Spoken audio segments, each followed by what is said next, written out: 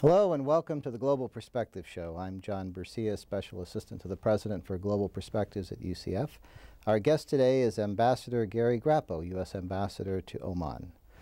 Welcome, Ambassador Grappo. Thank you very much, John. It's a pleasure to be on the campus of the University of Central Florida and to appear on the program with you today. Thank you for joining us. Why don't you tell us a little bit about your extensive 23-year diplomatic career that has taken you to Latin America, Europe, and I guess for the bulk of the time, more recently, in the Middle East. I'd be happy to. I came into the Foreign Service, and I am a career Foreign Service officer, via a somewhat circuitous and unorthodox route. I previously served in the Armed Forces, did some graduate work, and worked in private business before I decided to come into the Foreign Service. But when I did, I instantly fell in love with it, and it's been a wonderful career. In that career, I have served in Nicaragua, Portugal, Jordan, Oman, Saudi Arabia. I'm now back in Oman for the second time, which actually doesn't happen very often in our business. And of course, I served multiple tours in Washington, D.C. at the Department of State, and I've enjoyed it immensely. So in your current job as U.S. Ambassador to Oman, what is the biggest challenge? Well, some of the challenges that we're facing in Oman are very similar to those we confront elsewhere throughout the Middle East. Of course, we work on the kinds of issues that most Americans read about on the front pages of their newspapers or on the internet, or they hear on or see on television. Arab-Israeli peace, Iraq, concerns we have about Iran and Iranian activities. The threat of terrorism and how we deal with that. This is an ongoing dialogue that we have with our hosts in Oman. We are fortunate in that we have a very strong, actually very historic relationship with the Sultanate of Oman. It's one of our oldest relationships in the Middle East, second oldest actually, and it is the oldest in the Gulf region. Next year we will celebrate 175 years of our formal relationship between the two countries. So we enjoy a very positive relationship with the government of Oman and the Omani people. We cooperate in a number of areas. We see eye to eye in a number of areas. They're very helpful to us, both to our armed forces and at times when we need to deploy out into that region, but more importantly, in political circles when we're looking for support in some of the issues that I just mentioned earlier. But we're also quite active on the cultural scene. We try and bring cultural programs to Oman.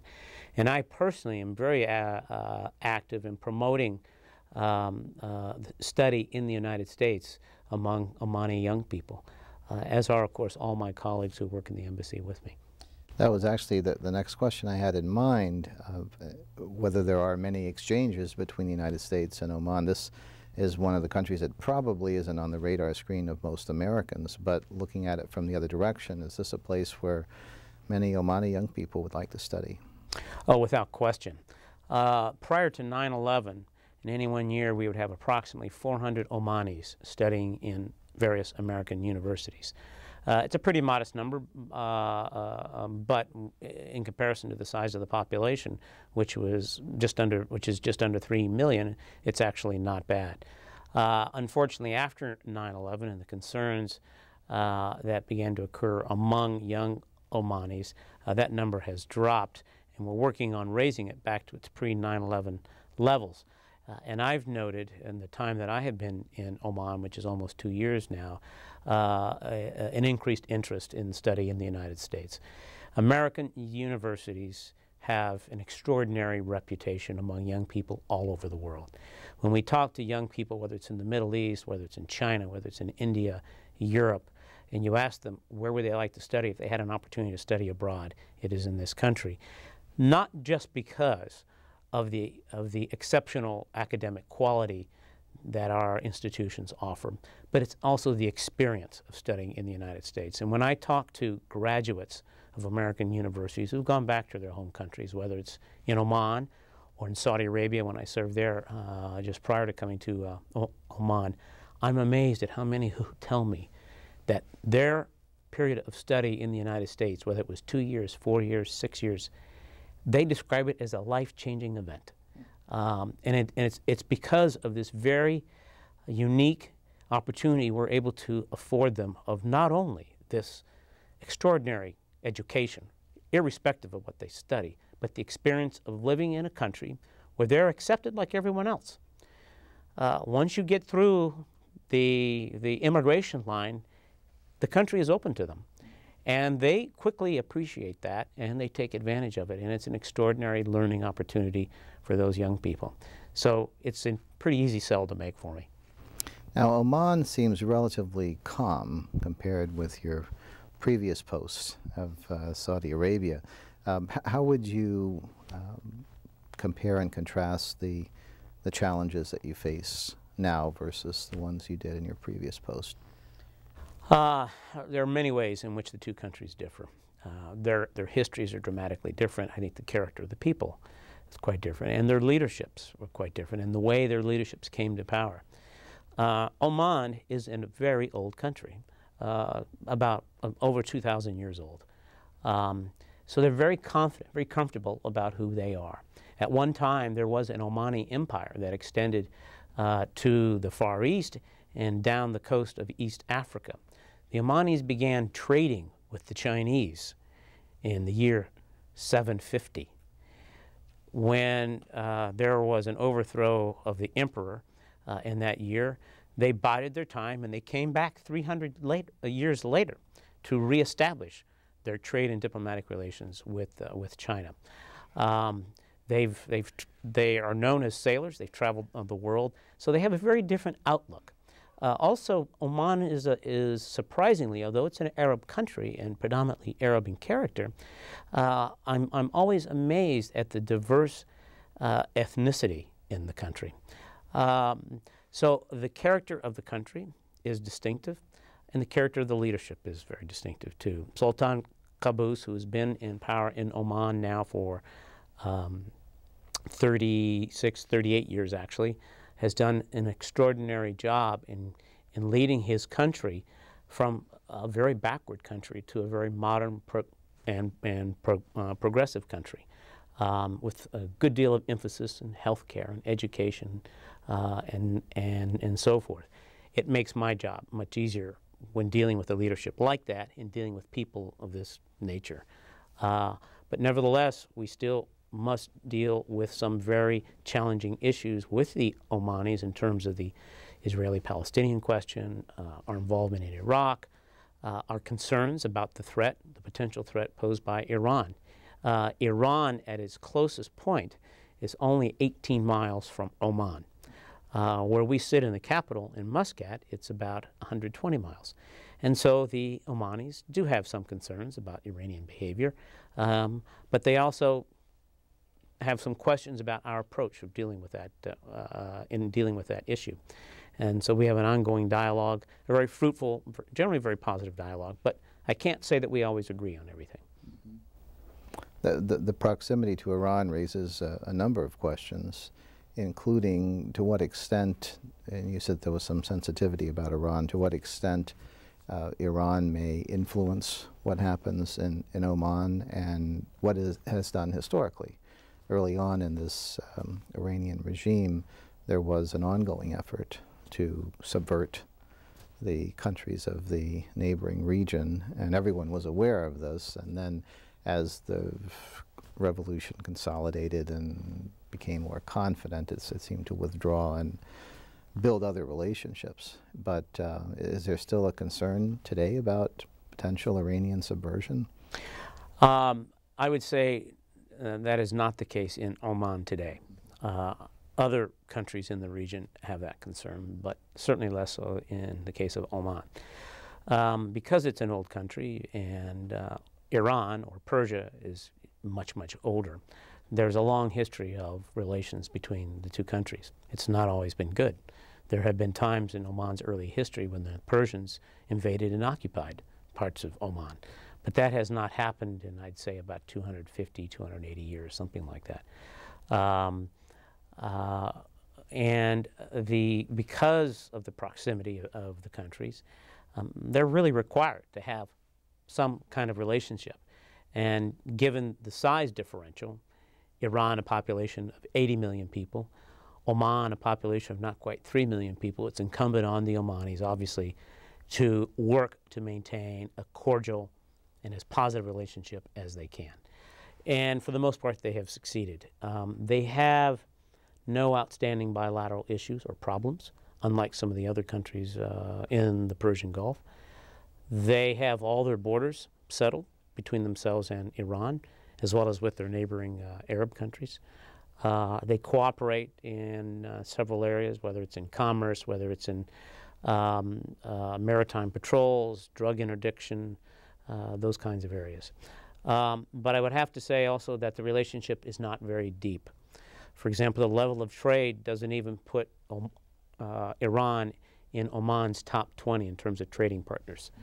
So not a great deal of commerce between the two countries, nor do we find a significant number of Iranians residing in Oman, unlike, for example, the Emirates just to the north, Dubai. What is the role that Oman has in the region generally? You said it's pretty much removed from some of the main sort of front burner issues that we're dealing with, and yet it's right in the middle of everything. Is it principally a facilitator? There have been times in recent history where they have served as a facilitator. They have always played a moderating role.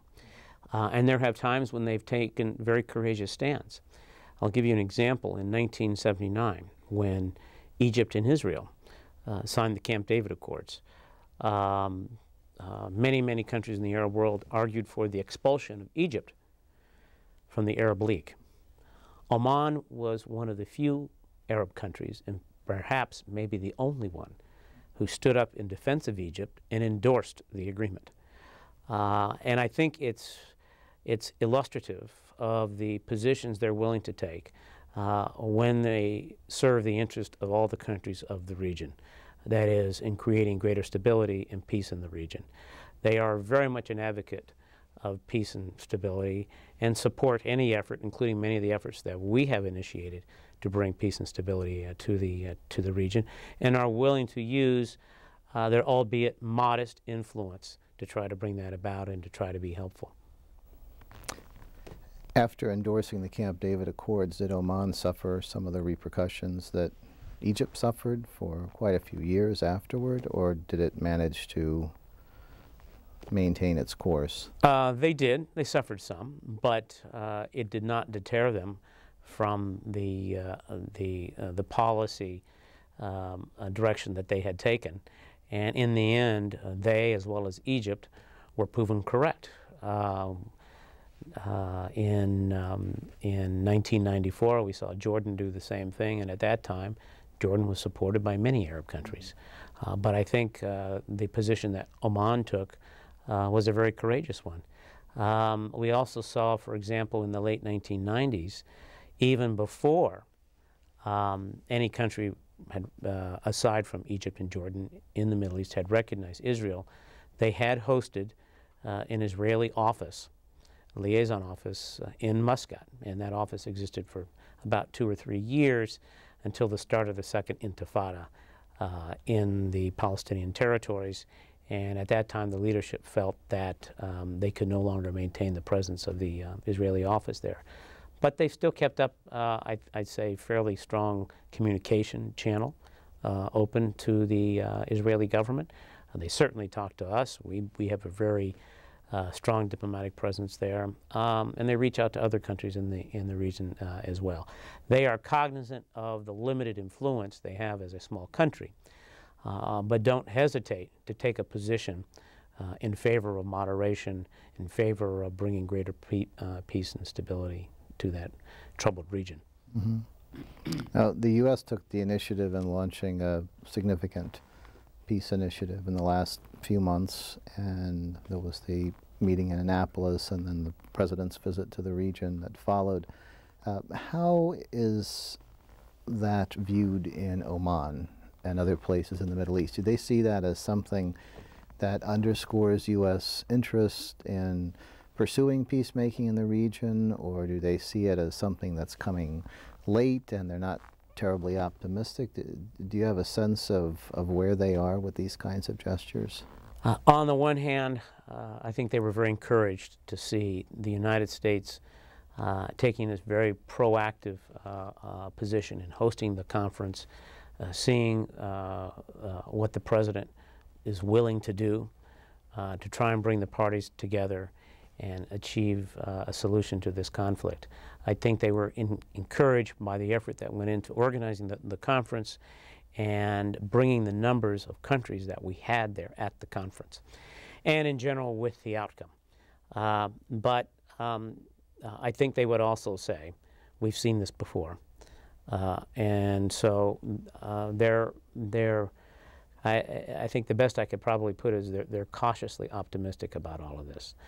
The president, who seems very determined to try to bring about a solution, or bring us very, very close to a solution to this conflict, that's encouraging to them. But they also understand that this is a long-standing conflict since 1947, 1948.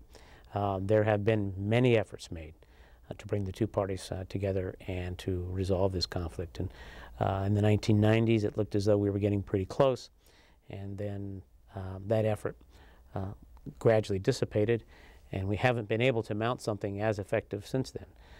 But there is I'd have to say that there is some hope, largely because we now have on the Palestinian side Abu Mazen, who is genuinely willing to sign a peace with the Israelis and wants to.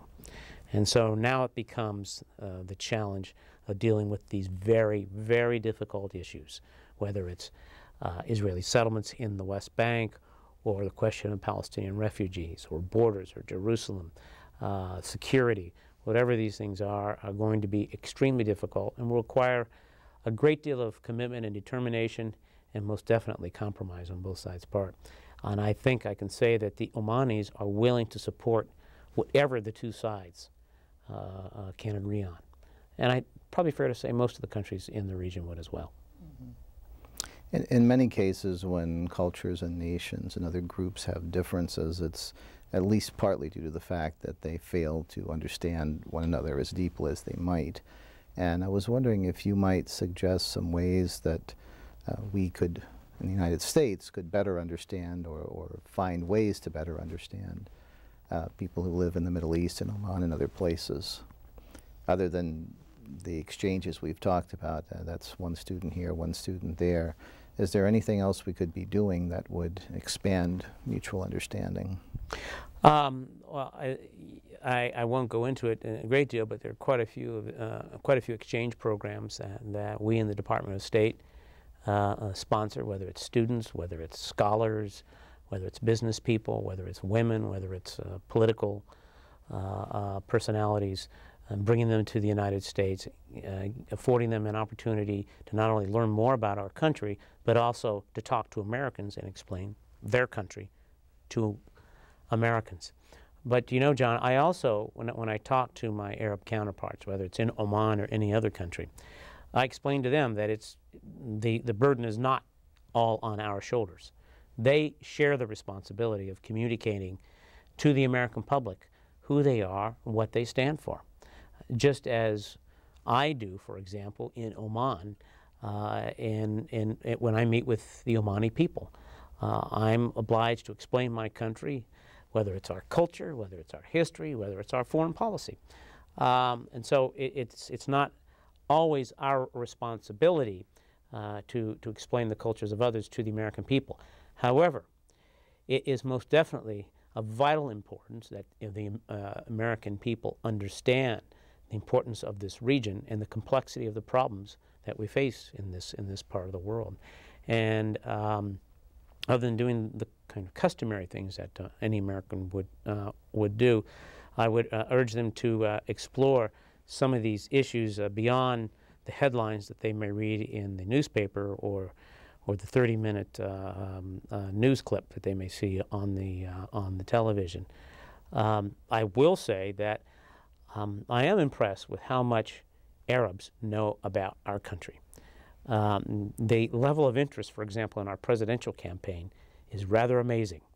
And for one very simple reason, they know the next president will have an impact on their lives. They will not elect that president, but that president will certainly have a significant impact on their lives, and they're all hopeful that it will be a positive one. And so they're following it quite closely. They're following the positions of the candidates with respect to the Middle East, with respect to U.S. Foreign policy in general, with respect to U.S. economic policy. All of these things will have an impact on them. They understand America is a superpower, and what we do has an impact on people around the world. And for that reason, they follow us very, very closely. I won't say they always get the facts right, and that's part of my job, to ensure that they do, or at least make an effort to ensure that they do. But Americans would be quite impressed sometimes with how much Arabs, particularly I'd say educated Arabs, know about our country. Now, in many parts of the Middle East, indeed many parts of the world, there are problems with either indigenous or imported politically violent groups, terrorists and so forth. It doesn't sound like this is a problem in Oman. And if that's not the case, why is it seemingly an exception? And sort of a hotbed of political violence. I've actually asked that question quite a few Omanis, including His Majesty the Sultan himself. And I get a variety of answers, but they pretty much point to some conclusions that I was able to draw myself. I think it's the basic character of the Omani people. They don't have a particularly violent history. That's one thing. They have had tribal skirmishes. It's very much a tribal society, and in their history, they have had occasions when tribes have clashed. But by and large, it's not a country that's settled its problems in a violent manner, and that's important. Secondly, as I said earlier in the interview, it's a country with a long history. They understand who they are. They're not struggling to identify who they are. Thirdly, they have a history because of the particular brand of Islam that they practice of tolerance, tolerance to a very impressive degree. Oman is a Muslim country. There are 3 sects of Islam in Oman, the Sunni and the Shia, whom we're accustomed to hear about in other parts of the Middle East, Iraq, for example. But the third, and actually the dominant sect of Islam in Oman, is the Ibadi sect. Now, I won't go into the theological differences, which are, in my view, fairly modest. But Ibadi Muslims have a tradition of conservatism, but tolerance. And as a result, if you look in Omani history, you'll see at one time they had a fairly large community of Jews residing in the northern part of the country, conducting business and trade and so forth. Today, we have churches in the capital, Muscat, on land donated by the Sultan. We have Hindu temples. We have multiple Christian denominations practicing their faiths without hindrance whatsoever from the government. In fact, I go to Christmas services, and you have the Omani police out directing traffic at a large Christmas service, the way you would see here in Central Florida. So I think this combination of absence of violence throughout their history, a real identity of who they are, and this tradition of moderation and tolerance has served to negate some of those factors which may have driven people in other countries in the region to more violent behavior. I will also say that I think they are led by a very principled leader, very open-minded, very, very thoughtful, genuinely interested in the benefit and well-being of his people. And those factors come together to have created a very stable, very moderate, very pro-Western country, which thankfully does not have to contend with some of these problems of terrorism that we've seen elsewhere in the region. It sounds like a very progressive model in general, and I'm guessing that this sort of egalitarian environment applies uniformly among men and women. Have women made tremendous progress in Omani society relative to some of the societies in the region where they haven't? Without question. and it comes from, again, the leadership of the Sultan, who has emphatically said that there will be no difference in the treatment of an Omani citizen with respect to religious faith or with respect to gender. We have in Oman 3 women ministers serving in the Sultan's cabinet. The current Omani ambassador to the United States is a woman.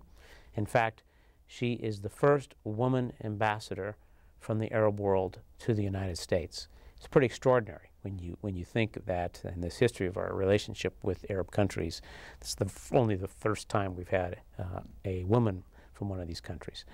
But I think it's a reflection of the commitment that not only the Sultan but his government has to equal treatment and equal opportunity for Omani women. If you go to some of the Omani universities, you will actually see more women on campus than men.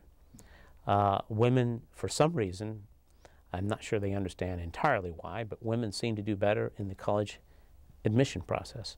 And so there's slightly greater numbers in the public university, women versus men.